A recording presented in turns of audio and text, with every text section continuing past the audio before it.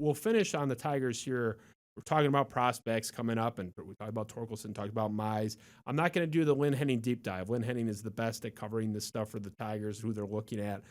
Basically, they pick third overall. The Major League Baseball draft, which will no longer be held in Georgia, Atlanta, Georgia. That's a 3-hour show that we won't be doing today. But at that draft that may be located in my basement for all we know on July 11th, they have the third overall pick, and the sort of top of the board has been the same for almost a year. You have 2 pitchers from Vanderbilt, Jack Leiter, who happens to be my favorite. It's been my favorite for a year.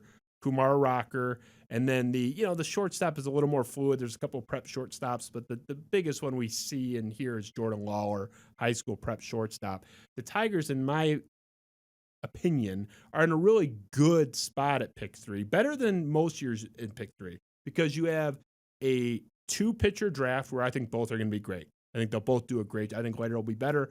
Kumar Rocker, Jack Leiter will both be very good in the majors, I think. So you're either going to get one of these 2 future aces, or you're going to get the best hitter in the draft, whomever you think that is. I think that's a great position to be in. Yeah, you'd rather be 1 or 2, but not all third overall picks are created equal, just as the Detroit Lions. If I had to have the 3rd pick instead of the 1st or the 2nd in any year, I think this is one of the years. I'm going to get one of the 2 studs or whatever hitter I want. There's no door number 3.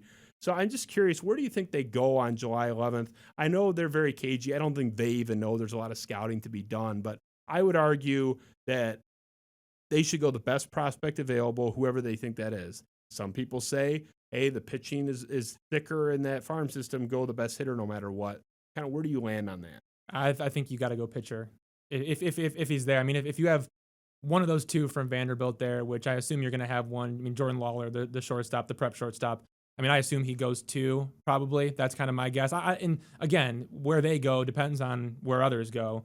Because who knows? I mean, maybe both the pitchers go 1 and 2, and then you're left with Lawler at 3. And if he's there, you got to get him because he's a guy that could be like a future, like franchise cornerstone type of a shortstop. But he also won't be at the major league level as soon. So if you're trying to, boost this thing and get it going and get it rolling, it would be nice to have a guy who's maybe a little bit more MLB ready.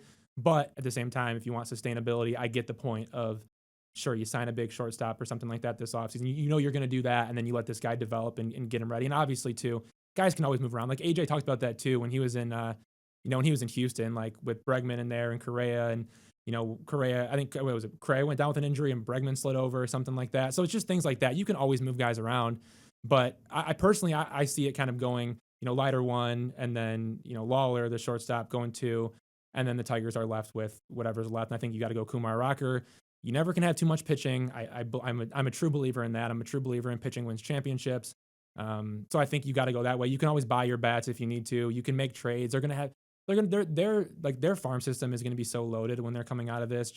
And look at like and the farm system, as much as we might want to bash like the uncertainties, but there's always uncertainties, right? Like you have no idea what they're going to get, but you could trade, anybody that's like 8 through 30 on your prospect list and probably be okay and get bats if you need to. Like if you're at that point where you're ready to win and you have guys that you're bringing in free agency and you need to keep adding and get guys to get you over that hump, you can always trade for those guys. Like I feel like it's almost more difficult at times to trade for pitchers, guys that could be really good arms in the future because it wins championships. And so I think if Rocker's there, I think you got to take him. Like you just have to take him. And I don't even think it's a question at that point. Like he's the best player on the board.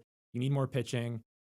Who knows? He could be a 1, right? Like Mize could be a 1, Scuba could be a 1, Manning could be a 1. Like if you have all those guys that could be 1s, that could be your ace, like you're going to land on something.